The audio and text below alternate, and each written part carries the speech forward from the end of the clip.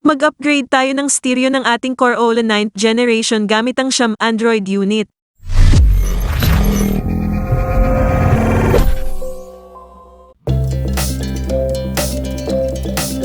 Step 1, alisin ang plastic trim sa paligid ng gear shifter. Ito ay magkaiba depende sa kung automatic shifter o manual gear stick ang gamit ng iyong unit. Step 2, alisin ang mga screws na nagho-hold sa AC panel sa dashboard. Simulan sa baba. Step 3, alisin ang HC panel sa pamamagitan ng paghila pataas. Simulan sa baba.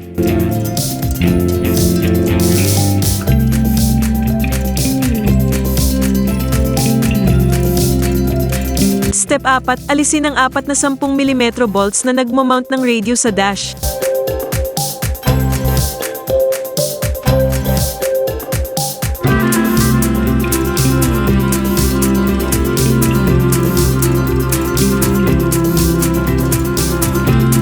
Step 5, alisin ang radio.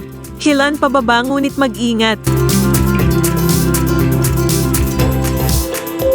Step 6, siguraduhing hindi mahulog ang mga orihinal na bolts.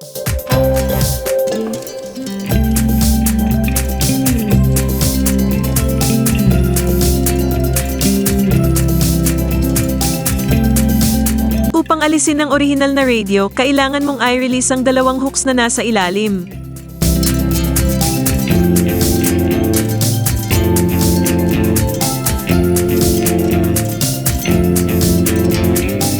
Tanggalin ang wiring harness sa likod ng radio.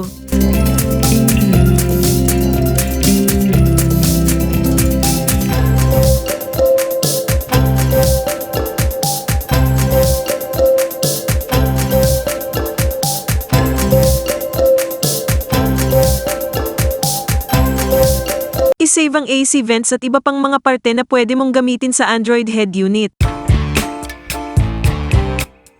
Susunod, ihanda ang wiring harness ng bagong Android unit.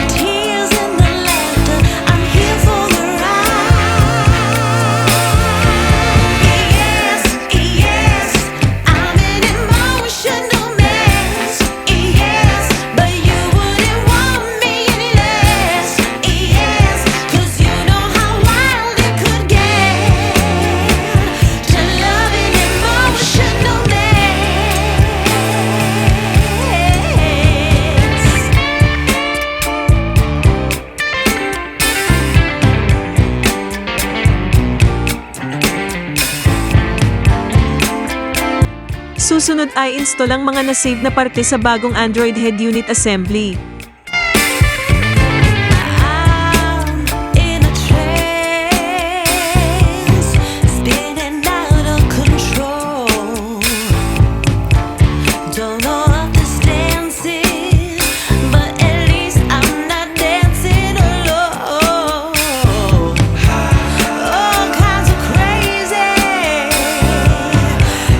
Susunod ay install ang bagong Android head unit sa tamang lugar. Huwag kalimutan na i-install ang lahat ng connectors sa likod ng Android head unit.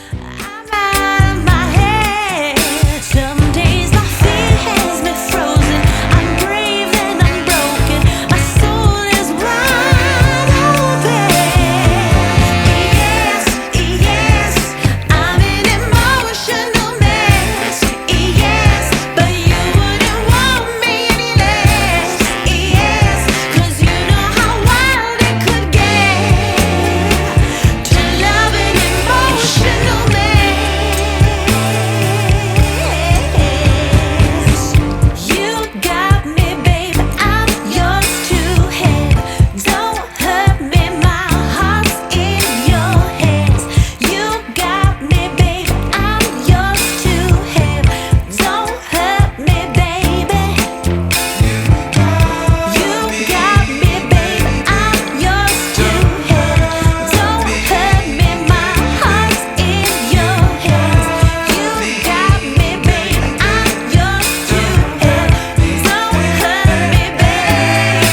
Susunod, subukan kung gumagana ang radio.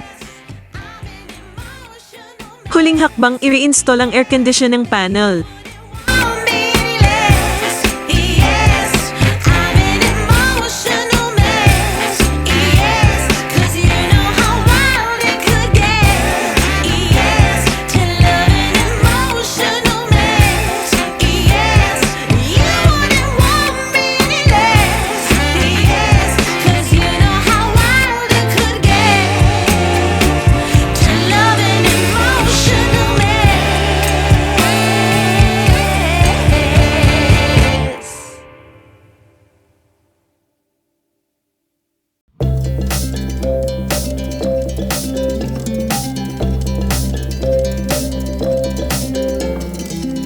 Mag-enjoy sa bagong Android head unit. Kung nagustuhan ninyo ang video na ito, mangyaring mag-subscribe. Magdadala pa ako ng mas maraming nilalaman sa hinaharap. Corolla 9th generation, the best.